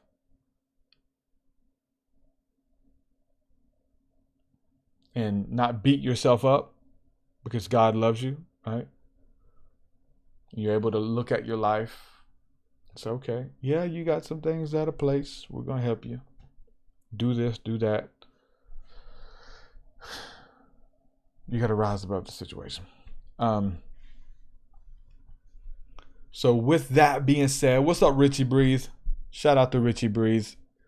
If anybody has any problems with their computers and hardwares and stuff like that, and you need some help, hit Richie Breeze up. And if anybody has any problems with energy and connecting with spirit and wants to learn Qigong and yoga, hit Richie Breeze up. He helped me yesterday, and was my computer was like, man, it was freaking out. Had so many huge files on there. I didn't even know where they were. They were hidden. I thought I removed certain games and things that were on there were huge, but they were still there. And so Richie, and my computer was acting up. We had a Watchman over here the other night to record one of the final verses for my new album, and we get to sit down and record, and the programs won't open up because there's no room to run them on the hard drive, and I'm deleting anything I can, and it's still all this space. So he really helped me. Thank you, Richie. And if you guys need help with any of that kind of stuff, hit him up for sure. With that being said, I'm going to say peace and shalom, guys. Thank y'all for hanging out. Remember to support my work on Patreon. You get access to so much by going to patreon.com/TruthSeekah. All of my new music's there. There's 2 albums about to drop. One is an album, one is an EP. All of the stuff that's finished, it's already there. It's been there for like months. Some of it over a year. You get access to all of that. There's stuff that's out of print. That's not even in circulation anymore. Some pretty cool albums. You get access there as well. The Mystic Circle is something that we're doing too. You can check that out. We're doing webinars and breath work on Sunday mornings and a bunch of other really cool stuff. Shout out to everybody. Thanks for hanging out with me. You guys rock. Go to the website, TruthSeekah.com. And check out all the cool stuff we got going on. For those of you who don't know about my music, I do know that we have a lot of new people watching and listening tonight from Elena's channel. But I do spiritual hip hop that talks about a lot of those subjects that we talked about tonight. So I have songs that are about spirituality and about ET contact and angelic presence in our life and interacting and leaving your body and all of that stuff. So make sure you guys check out my music as well. There's a bunch of really cool songs about that. Specifically, for those of you who don't know, I'll just point out Flight of the Navigator is a really cool place to start. In the Land of Make-Believe, the second verse of that song is literally about CE5 contact and how to go out in the field and bring in a UFO ship, if you will. A little bit more mindful of that, of the angels. And so check that stuff out, truthseekah.com. That's it. I'm gone. Thank y'all for hanging out. Love y'all. We got more shows to come and a huge archive for you guys to go back and browse. Peace and shalom. We'll do it again. Peace, peace. Your way so much higher than mine, so much higher than mine, so much deeper than mine, so much deeper than mine. Well, that does it for this episode, folks. To hear more episodes of the TruthSeekah Podcast, head over to TruthSeekah.com. And if you're wanting to support the show and get rewards, go to our Patreon page at patreon.com/TruthSeekah.